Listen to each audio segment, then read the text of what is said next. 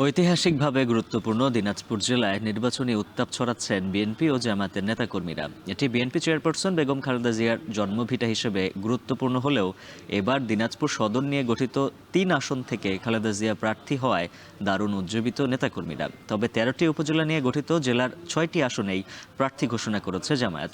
তাই একটি জমজমাট সংসদ নির্বাচনের পূর্বাভাস মিলছে দিনাজপুরে। এ নিয়ে আরও বিস্তারিত জানাতে যুক্ত আছেন সহকর্মী মোকাররম হোসাইন। মোকাররম, দিনাজপুরে ভোটের সমীকরণ কেমন দেখছেন? উজ্জ্বল, দিনাজপুরের যে ৬টি সংসদীয় আসন রয়েছে সেই ৬টি সংসদীয় আসনে জমজমাট নির্বাচনের পূর্বাভাস তো মিলছেই।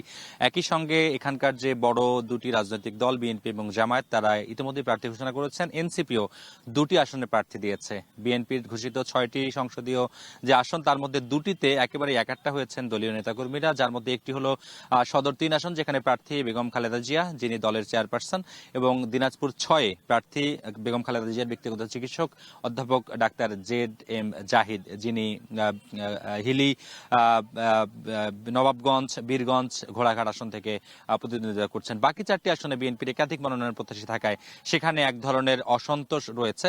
তবে এর বিপরীত চিত্র আসলে জামায়াতের যে ভোটের প্রস্তুতি, সেখানে ৬টি আসনে তারা একক প্রার্থী দিয়েছেন। তারা এক ধরনের আত্মবিশ্বাসী। তারা বলছেন বিএনপির এই দলীয় কোন্দল এবং অসন্তোষগুলোকে কাজে লাগিয়ে তারা ভোটের মাঠে ভালো ফলাফল করতে চান। একই সঙ্গে এনসিপি যে দুটি আসনের প্রার্থী দিয়েছেন তারাও আত্মবিশ্বাসী। তারা বলছেন যে বিপ্লব পরবর্তী আকাঙ্ক্ষার বাংলাদেশ গড়তে তাদের যে সমর্থন, ভোটাররা তাদেরকে সমর্থন করবে এমন বিশ্বাস তারা রাখছেন। উজ্জ্বল, জানিয়ে রাখি এখানে কিন্তু ১৩টি উপজেলার মধ্যে ৯টিতে পৌরসভা রয়েছে।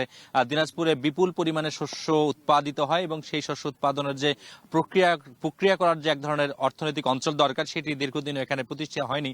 যার ফলে এবারে নির্বাচনের পরে মানুষের আকাঙ্ক্ষা হচ্ছে এখানে একটি রপ্তানিমুখী একটি অঞ্চল হবে, একটি ইপিজেড হবে এবং একটি কৃষি বাণিজ্যিকীকরণের যে ক্ষেত্র সেটি তৈরি হবে। একই সঙ্গে বৈদেশিক কর্মসংস্থানের বড় একটা পরিবেশ তৈরি করার জন্য প্রার্থীরা যদি তাদের জন্য কাজ করেন, সেটি তাদের একটি আকাঙ্ক্ষার জায়গা রয়েছে।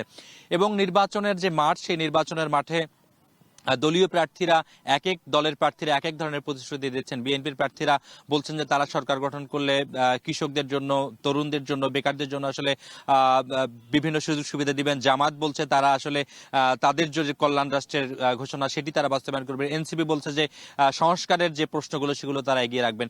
তিন দলের তিন ধরনের প্রতিশ্রুতি আসলে ভোটারদের ভিতরে এক ধরনের মিশ্র প্রতিক্রিয়ার জন্ম দিয়েছে।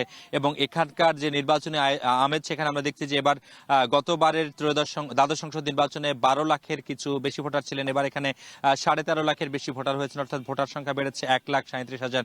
এই যে নতুন ভোটার, তরুণ ভোটার ১,৩৭,০০০, তারা এই ভোটের মাঠে নতুন ফ্যাক্টর হতে পারেন। তারা আসলে ভোটের ফলাফল পরিবর্তন করে দেবার আসলে ক্ষমতাও রাখেন।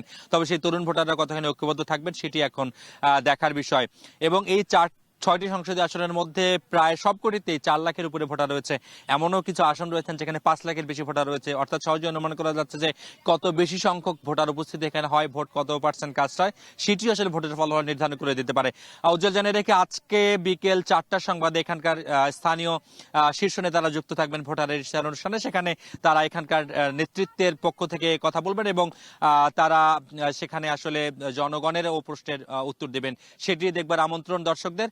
এবং আজকে এই ছিল ভোটারের এখানকার আম্রপালি, স্বাদে খাঁটি, গুণে ভরপুর, সবার পছন্দের প্রিমিয়াম শরবত।